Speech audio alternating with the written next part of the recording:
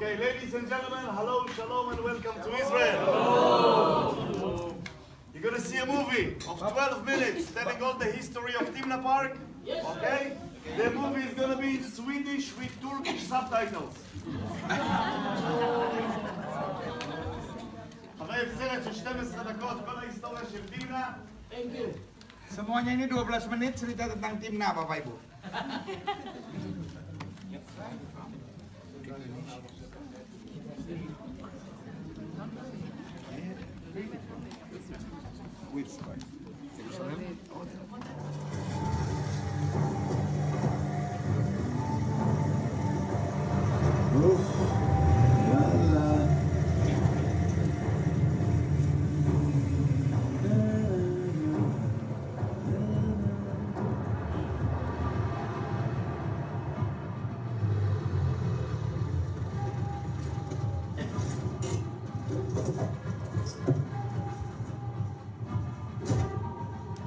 So welcome to Timna Park. Why is it called Timna? I'm glad you asked. In the past, this amazing place was part of the land of Edom, the country of Esau and his sons. And it turns out that one of Esau's naughty sons, Eliphaz, had a secret, a mistress, called, you guessed it, Timna. Apart from that, Timna is the name of one of the regions in Edom. So, until someone says otherwise, the place is called after the region or after the lady. As you can see, this valley is quiet, tranquil. But in the past, things happened here. There were characters here. I'd have loved to see it. You won't believe it, but if you had come to visit 100 million years ago, we would have taken this tour with a snorkel and a mask. The entire region was covered by the sea, the ancient Thetis Sea.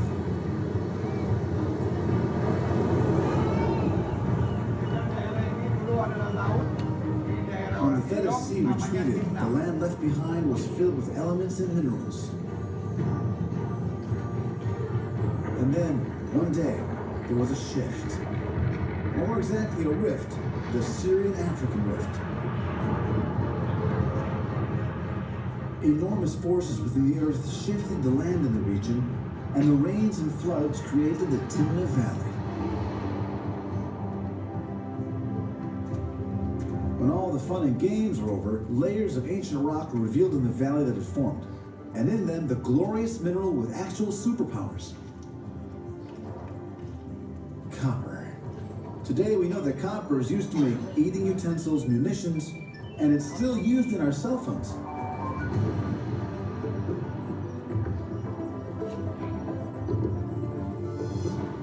But it was generations before people understood what was hidden here in the cliffs.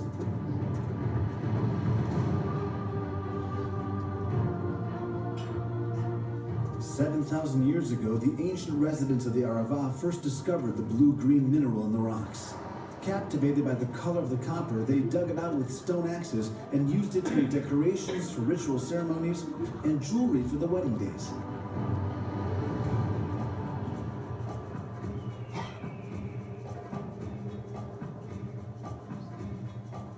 "1,500 years passed until the Chalcolithic period.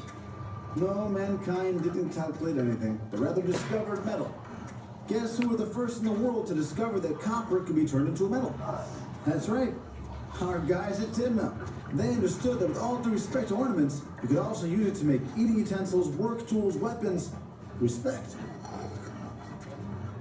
1.500 tahun yang lalu orang Timna yang pertama menemukan. Don't worry, this isn't some graffiti that someone scrawled here. This is a genuine relief drawn 3,200 years ago by Egyptian copper miners. What were the Egyptians doing here? Minding their own business.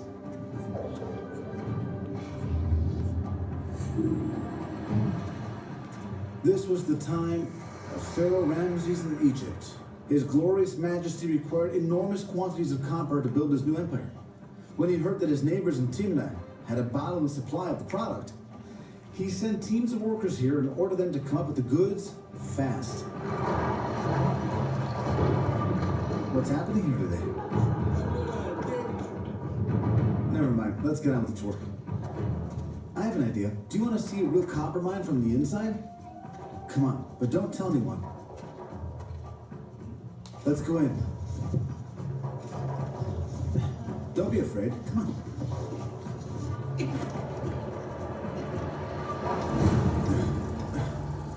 Tomas, where did you go, for heaven's sake? Tutmas.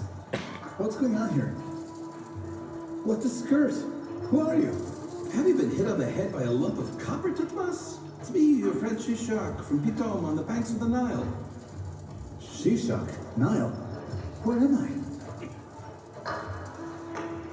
In the shaft we dug together. 70 cubits beneath Timna, don't you remember? Timna. Rings the bell. Speaking of ringing, have you seen my cell?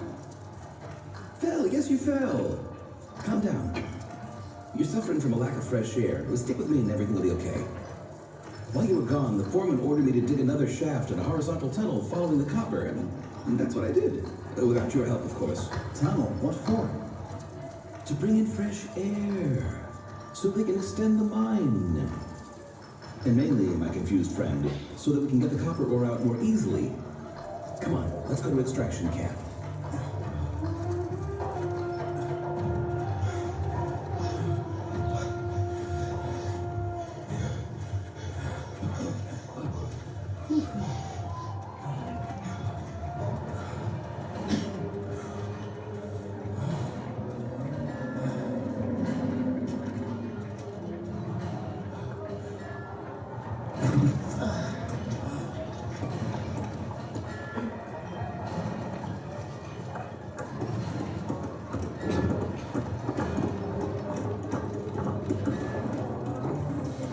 Wow, so many people.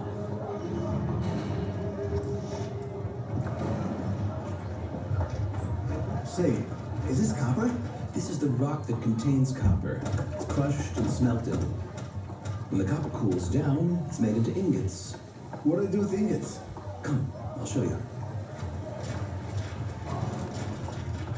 Over here. Are these the copper ingots? Yes, some of the copper ingots are sent to Pharaoh. And some are melted down again to make tools and offerings to the goddess Hathor. Let's go to the temple. Come.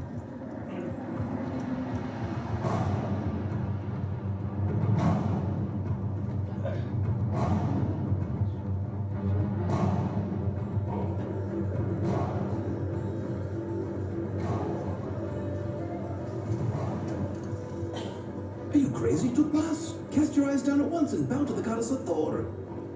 The goddess Hathor? The goddess who protects us copper miners. Look away from her.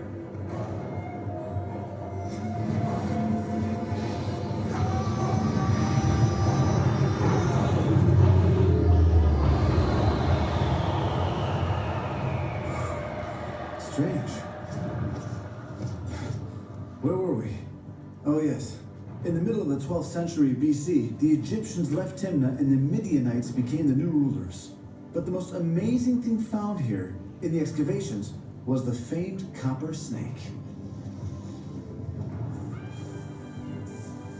An antique copper snake, a 12-centimeter masterpiece with marks for the two eyes. Incidentally, the copper snake is mentioned in the Torah and in other cultures as a source of healing and power, and is used today as a symbol of medicine.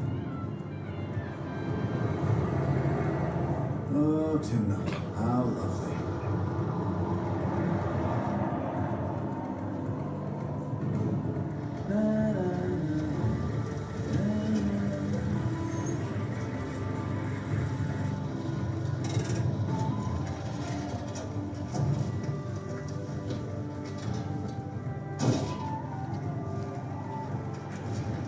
The Timna copper also captivated other cultures. The Edomites, Nabateans, the Romans, and the Arabs. Until 1,000 years ago. Then thousands of years of copper mining came to an end, and the copper went back to sleep. Until Ben-Gurion arrived. In 1956, as part of his vision of making the desert bloom, the then Prime Minister gave his blessing to reopening the Timna mines. Incidentally, the entrance to the mine is just here, across the lake.